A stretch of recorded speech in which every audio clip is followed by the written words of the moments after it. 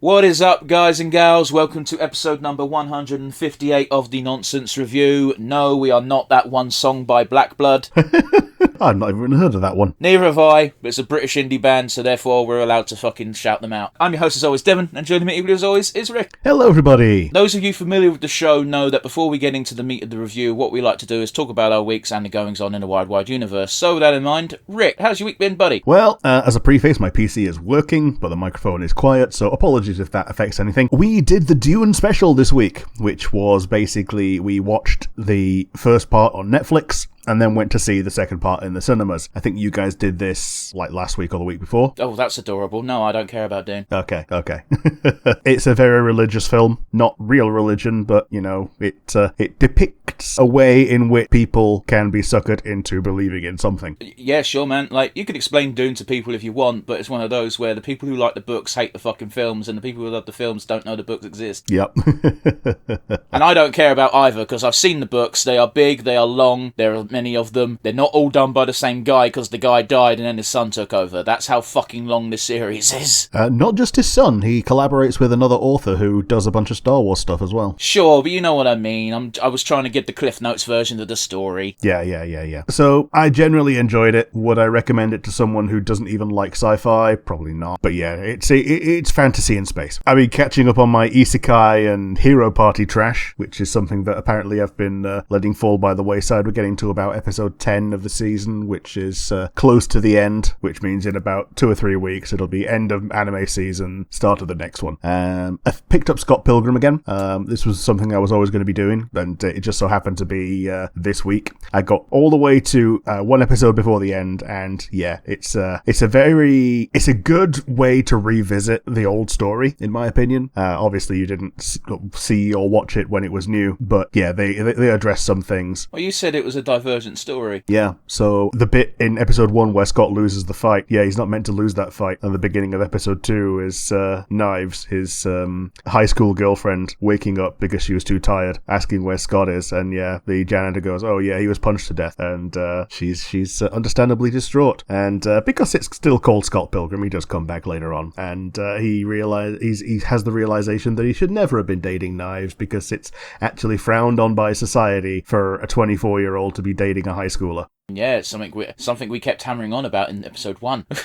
Yes. I think the universe has taught the the writers that no, this was never okay.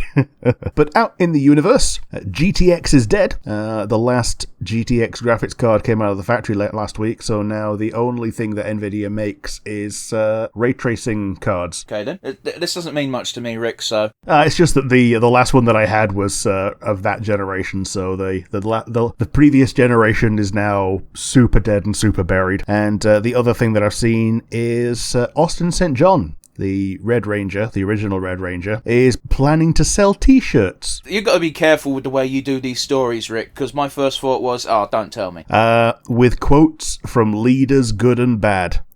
So basically he's making a business to capitalize on the Trump stuff, but he doesn't want to make it that obvious, so he's mingling it in with other people. Oh, it's worse than that. He acknowledges that Hitler was beyond words evil, but he still had some great one-liners, so he wants to make money off of Hitler. Like, there's only one type of person who's going to be buying that type of merchandise, and that's the problem, really. Yeah, exactly. I don't know, that's a fucking weird story. Amy Jo Johnson, the Pink Ranger, has responded to this by going, yikes, does he not have a publicist? Oh, almost definitely not. And yeah, that's pretty much it for me and my week. How about you? What have you seen, and what's been going on in the universe? Well, Rick, I finally finished my Dark Urge run. Did you?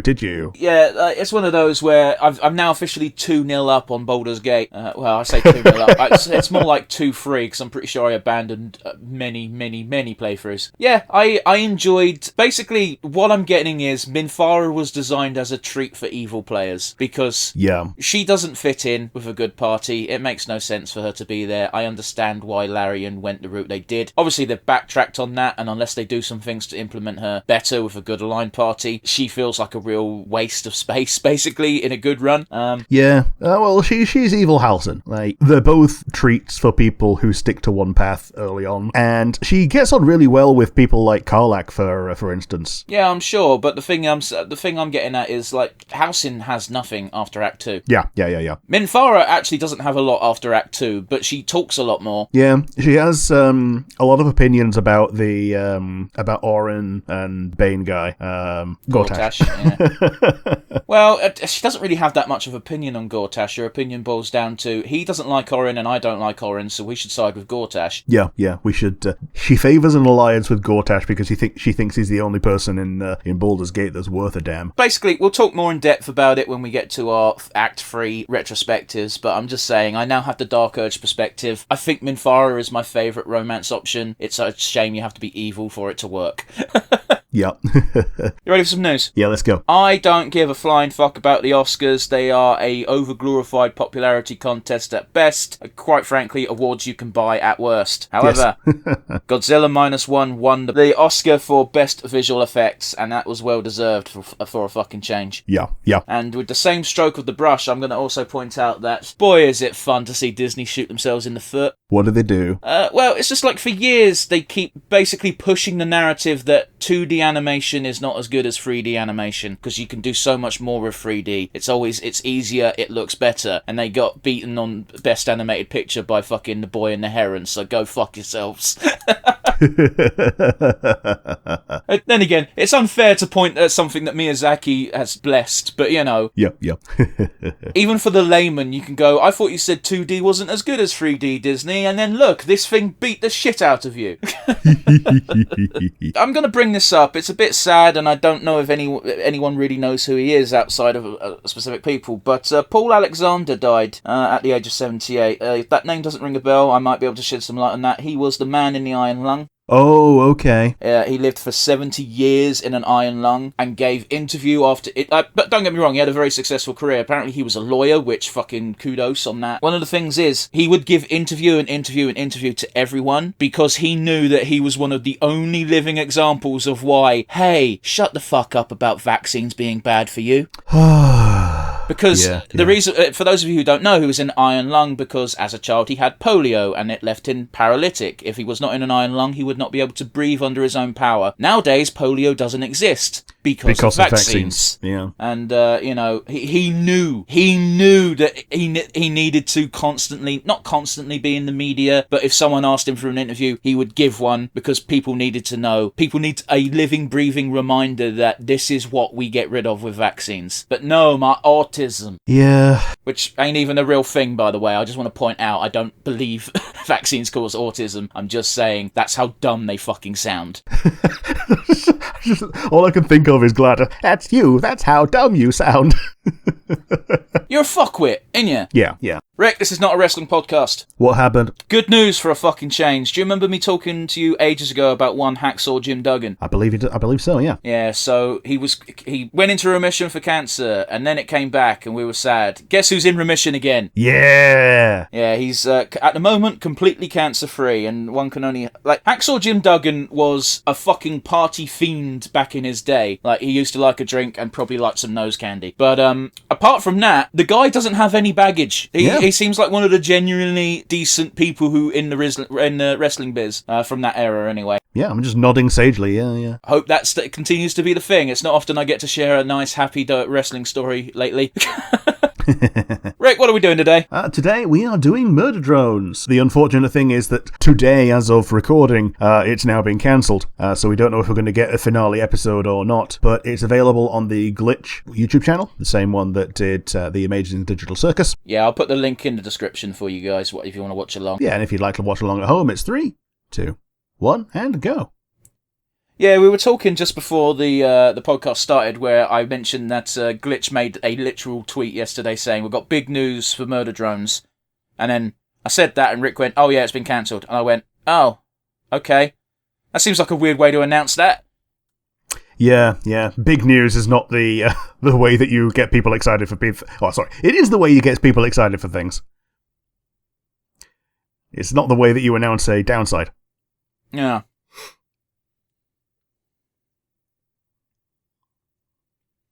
So already we're establishing that the robots don't exist because... Sorry, haven't taken over because they killed us. Humans took care of that. Yep.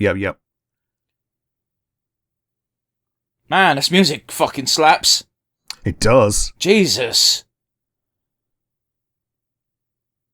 Yeah, I was expecting it to immediately shatter, but that's actually kind of an adorable way of doing it. Yeah. I like the idea of a robot smoking a pipe. Yeah. Oh, and it's a baby because it's an untrained AI.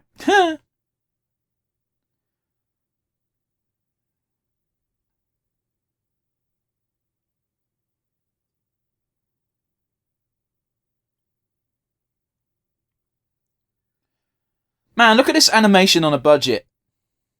Yeah. Like, it don't look bad, but it's a lot of like multiple freeze frames.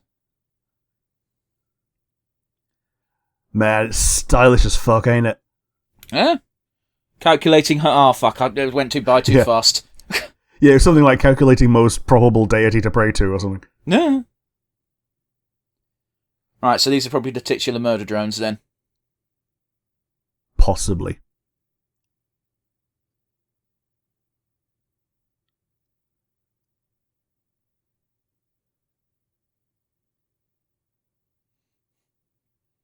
Sorry, that clipboard was the protagonist's journey. Yeah.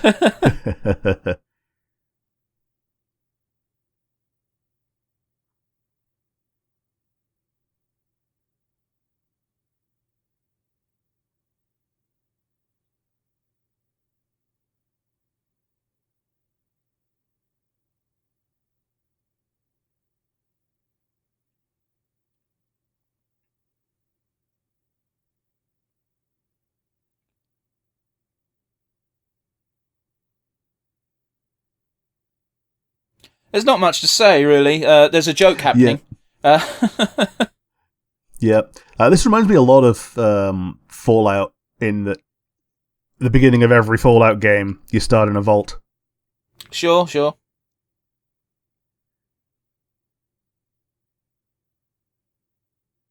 Apart from New Vegas. But yeah.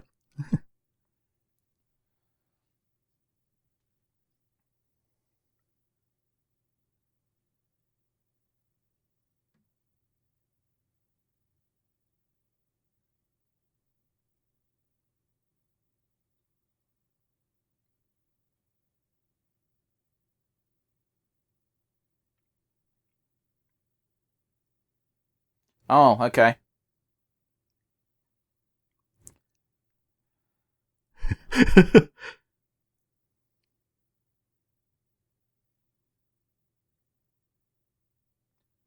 So that's probably her design going forward. Yeah.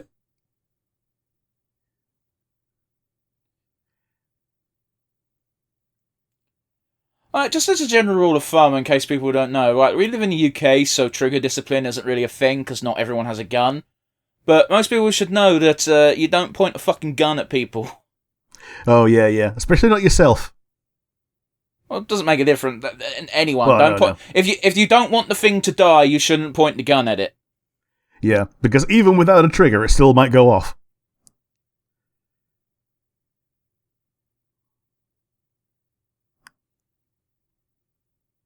Oh, that's sweet. The unfortunate reality is this style of humour is not meshing well with my usual my usual laughs. It's a bit too meta. A bit too meta about a genre I already ain't that fond of, which is, the coming of age tale. Sure. Although I think it's done at least a bit more heartfelt than Big Mouth. Well, Big Mouth was never Big Mouth was about vulgarity, and it always was. Yeah, that was it's that was the gross funny. out humour. Gross out humour in a way that it's a floppy disk, in a way that everyone can kind of relate to slightly.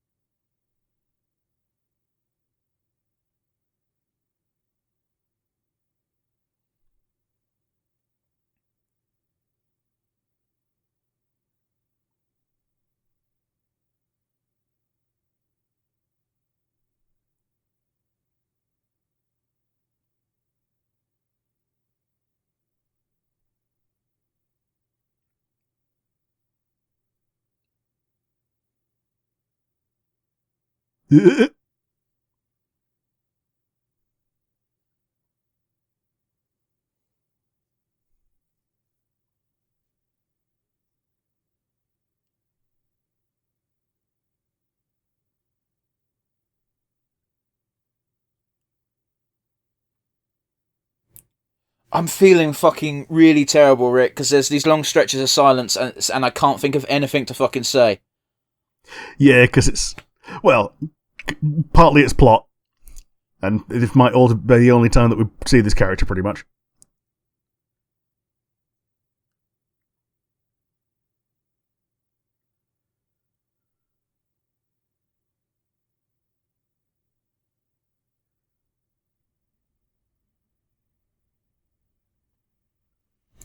It sounded a lot like Kane there. A little bit. Sounds also a bit like Dr. Bees. Dr. Bees? Dr. Bees! Let's say, it's a little gag show from the guy that did the Watchmen animated series. Okay. Harry Partridge.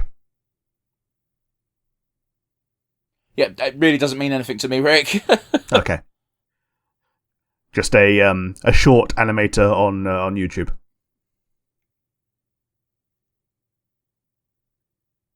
But predating YouTube Shorts. Yeah, I get you.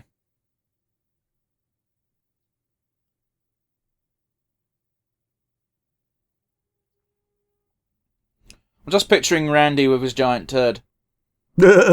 Hot.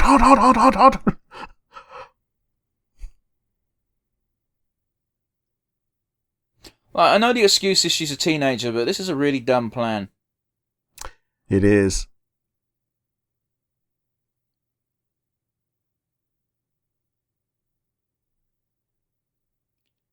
Man, it seems to just be a theme that evil spaceships / evil robots have to look like viruses.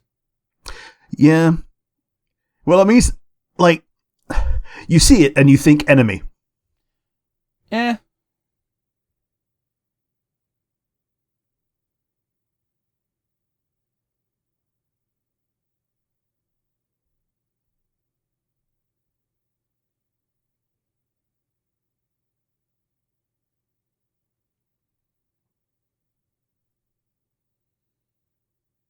Well, these murder drones aren't very effective if it takes that long for them to deal with someone. But they've got enough time to literally change apparently a crucial part of a railgun.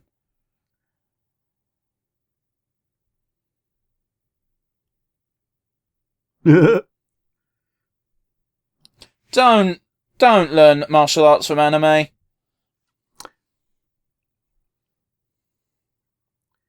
Basically, don't learn anything from anime.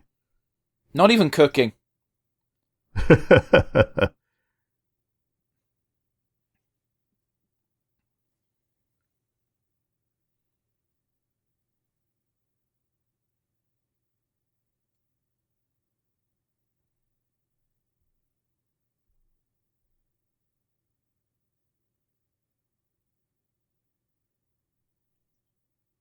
Maybe don't shout. Okay.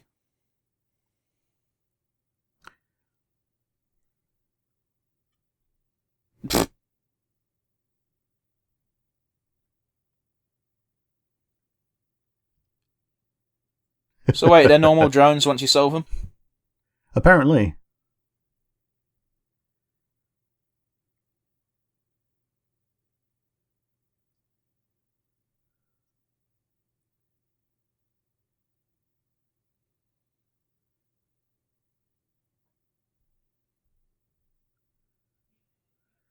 Oh, okay. I can't help but notice the armband. Yeah.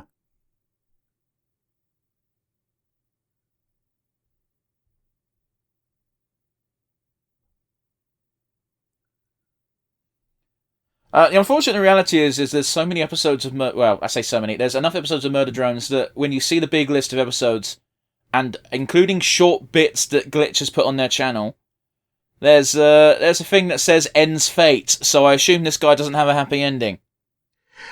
Yeah, maybe not. No. And we know that Uzi survives until episode 2 because she's in the thumbnail. Is she? Okay.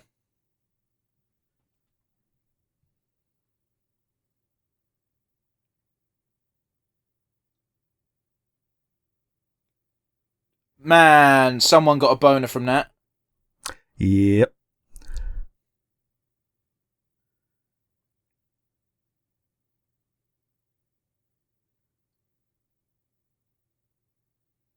Wait, does he have healing spit? Is this just Steven Universe again? I think so. Like healing spit for drones. Well, that's all that exists, so... Yeah.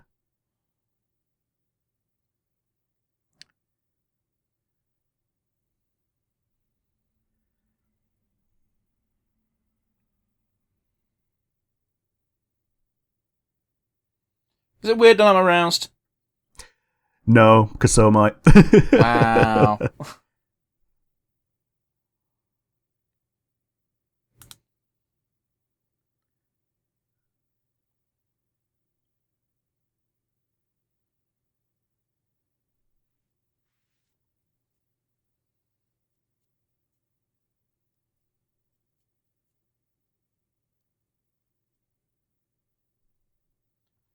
So we know there's at least 17 of these murder drones if they've gone up to V. Yep.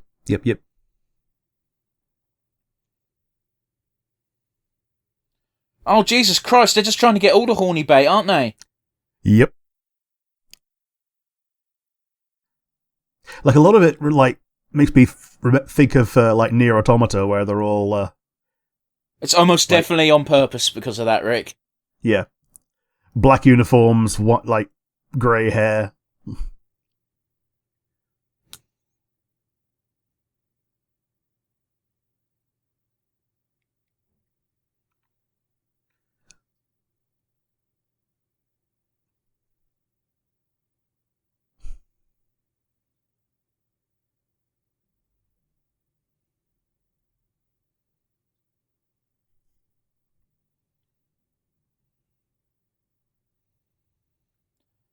So the murder drones may or may not actually be doing so willingly. It's more of a survival thing. Okay. Yeah, survival and programming.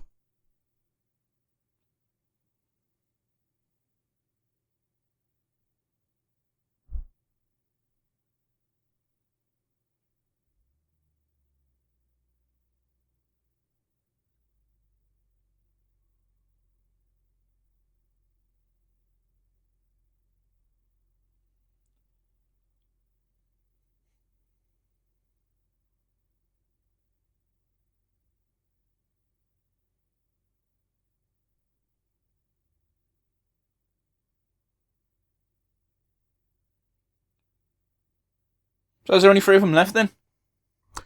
Maybe.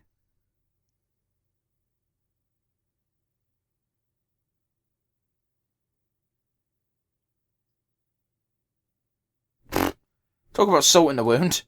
Yeah.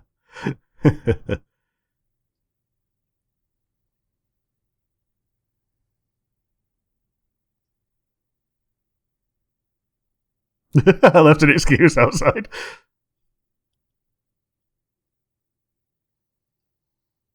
What a suspiciously specific flag to have built into your programming. Yeah, and just have on tap as well.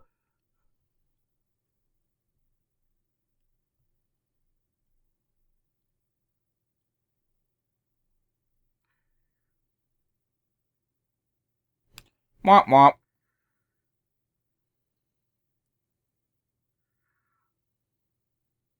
So wait, are you trying to tell me that they couldn't open that before because there wasn't even... all they needed was a slight gap? Apparently. That's some weird bullshit.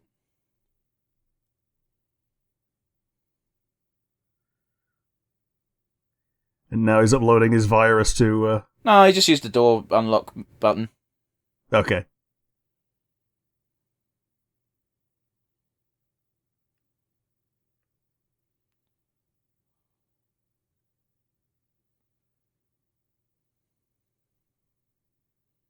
Well, I hope it was worth it, dick shit. Yeah, the fate of all actually is.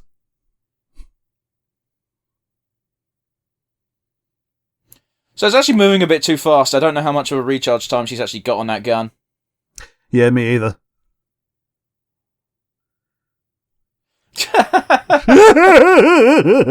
Yeah, alright, that one's fun.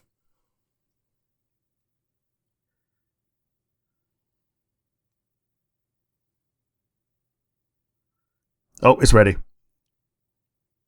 Yeah, but you can't fuck up a single shot because it takes so fucking long. What an ineffectual weapon. I mean, it did pretty fucking well. You know what I mean. I'm just saying, you can't possibly miss once, because if you miss once, you're fucked, which means it's not a good weapon. Yep. Oh, and she's going to get her comeuppance by her dad dying right before her eyes. She didn't miss last time!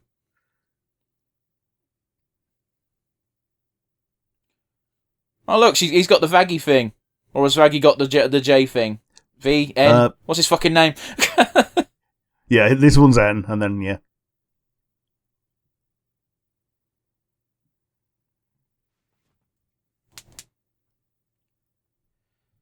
Oh.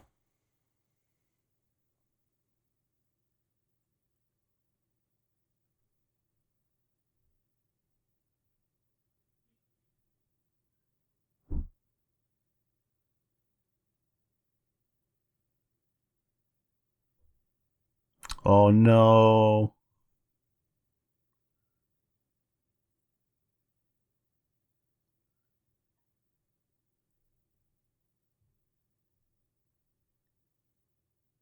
Oh, no. He's a doors guy, not a war guy.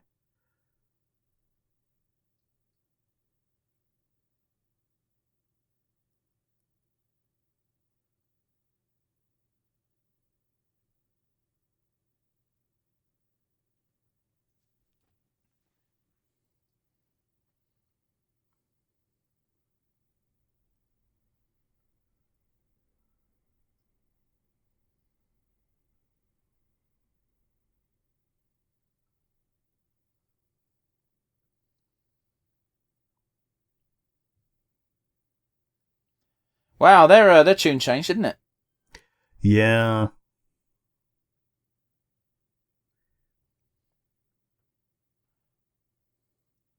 For oh, yeah, all my brain could think was all the robussy you can eat.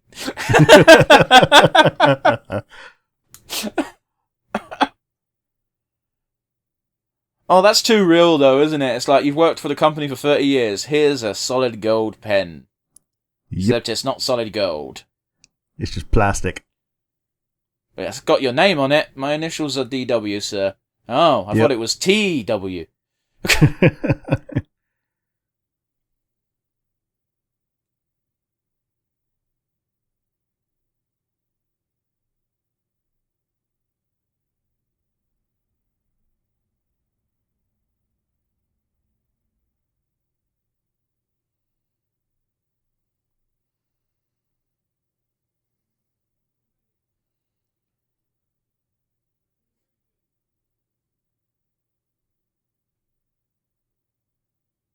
It's weird, isn't it? Because it's implied the company can't possibly be human then. Yeah. Like, I don't know what company would, like, have anything to gain by getting rid of their own robots. Hmm.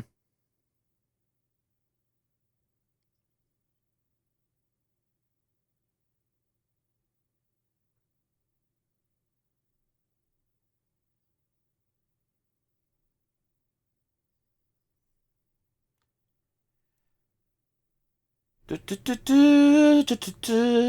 making noises so there's something for you to hear.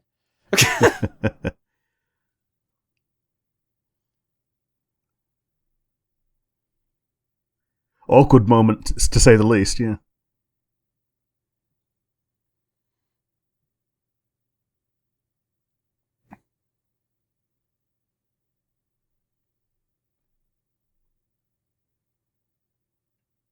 What was she expecting to happen?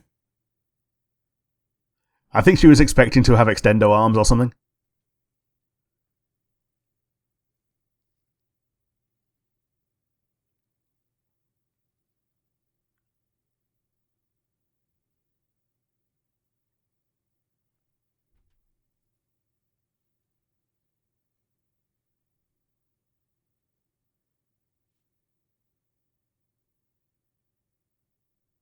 That's some Portal-esque music. Yeah, I'm literally about to die.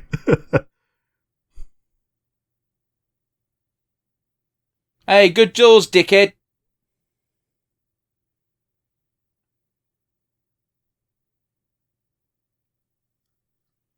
You can't tell me that doesn't sound like the same VA as Kane.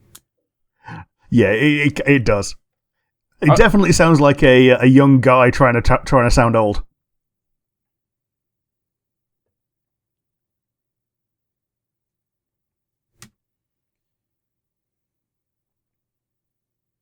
Yeah, those heroics don't do much when no one backs you up, eh? Yeah.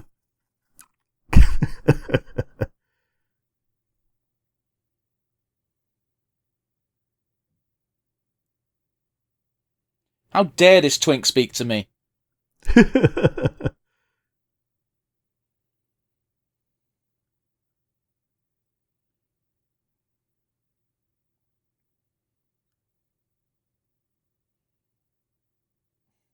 Okay. Wow, that's a fucking weak point. Yeah.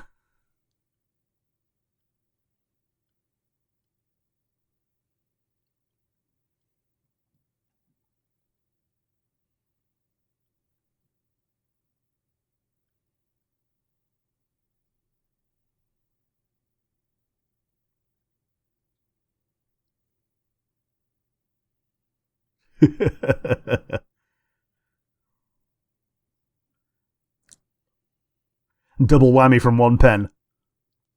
Eh.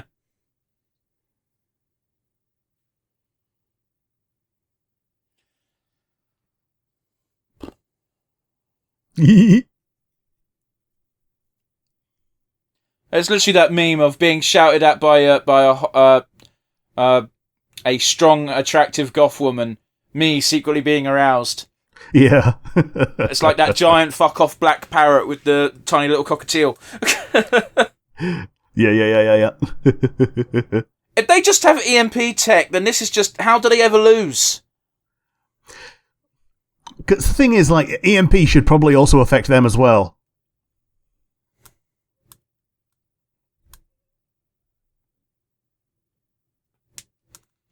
Well, it looked like it was like a wave from their gun. That's a technique, I suppose. Yeah. Just grossing people out by licking things. A true Trink maneuver. Yeah.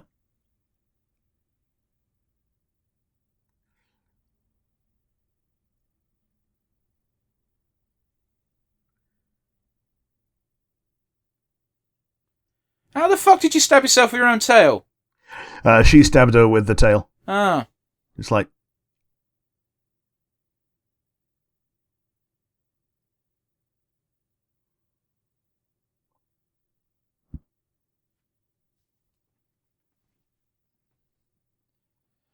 Man, Adam's right. Having your own weapons be your weakness is such a fucking lame cop-out. Yeah.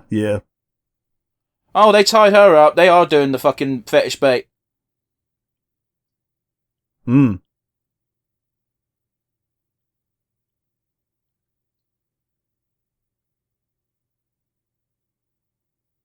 Oh, this is going to be an awkward chat, isn't it?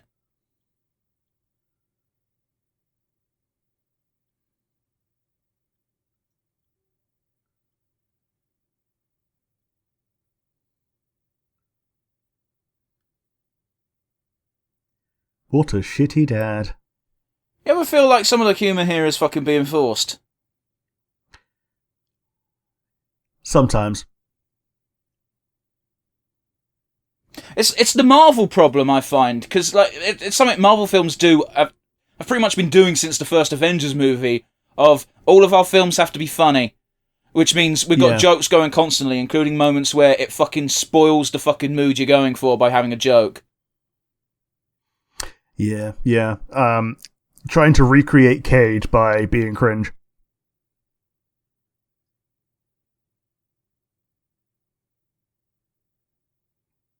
That's a thing? I don't know.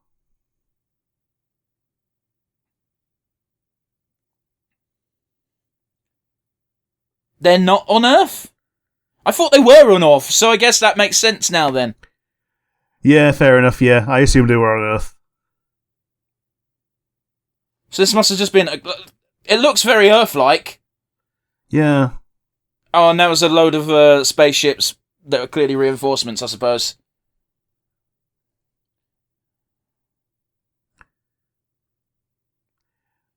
Michael Kovic. Yeah, that's... Yeah, he's... He was the original Angel Dust. Oh, okay. And Jax in Digital Circus. Yeah. Yeah. He sounded very much like Kane in this episode, I'm just saying. But then again, that's what voice actors do. Like, they sound like themselves.